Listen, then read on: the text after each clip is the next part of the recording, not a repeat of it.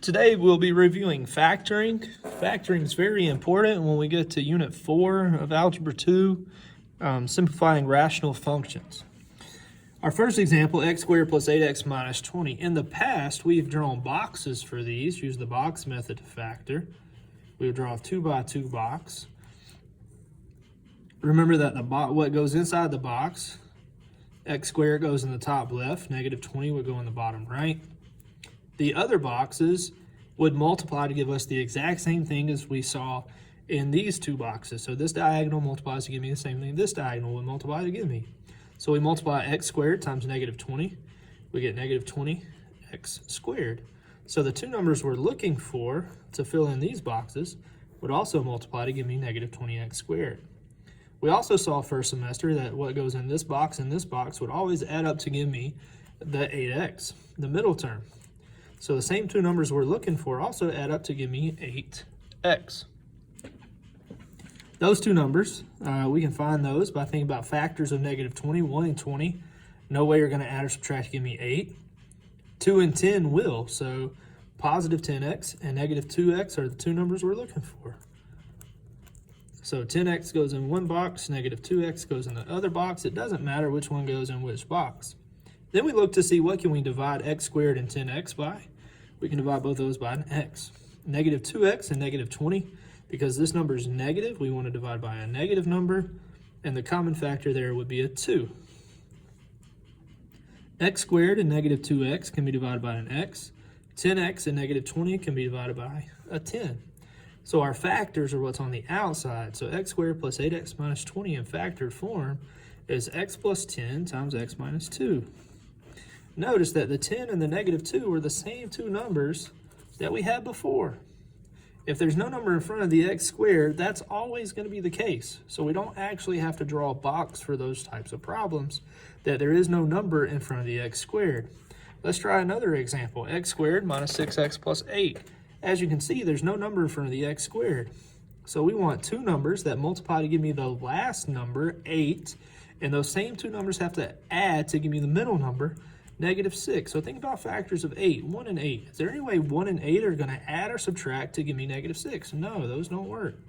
What about 2 and 4? Is there any way 2 and 4 could add or subtract to give me negative 6? Well, yes, if they were both negative, they would add or subtract to give me negative 6.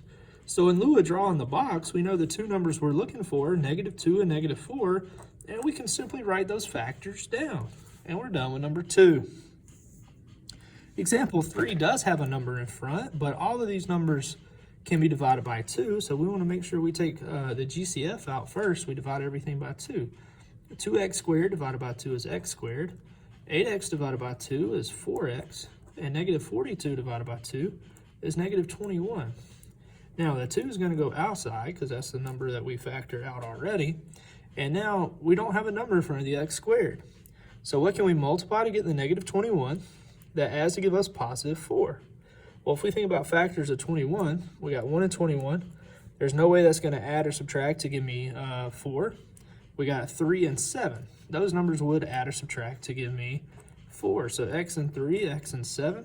We got to make sure our signs are right. The 4 is positive, so if the 3 and 7, the bigger number would have to be positive. The smaller number would have to be negative, and we have the factored form of that.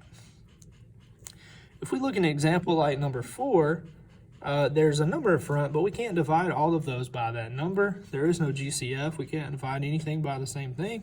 So we would have to draw a box for this quadratic. 2x squared and negative 15 would go inside the box.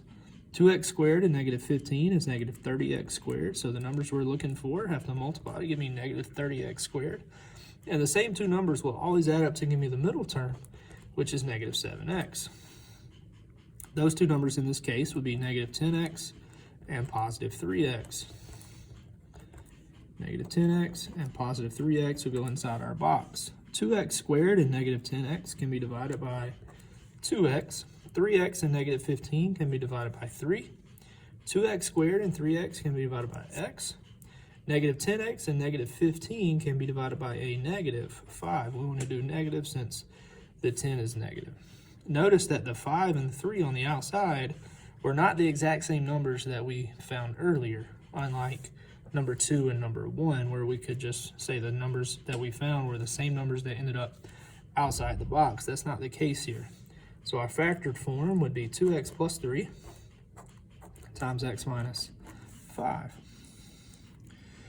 Number 5, if we have 3 terms that can all be divided by the same thing, we want to do that first. They can all be divided by a 2. We get 2x squared minus 9x minus 5 if we divide everything by 2. At that point, we would make a box with the 2x squared minus 9x minus 5. 2x squared goes here, the negative 5 goes there. We multiply the 2x squared and the negative 5. That's negative 10x squared. Those two numbers have to add up to negative 9x. And once we find those two numbers, we can put them in our box. Those two numbers would be positive 10x and, negative 10x and positive 1x. So negative 10x and positive 1x. 2x squared and negative 10x can be divided by 2x. 1x and negative 5 can be divided by 1. 2x squared and 1x can be divided by x.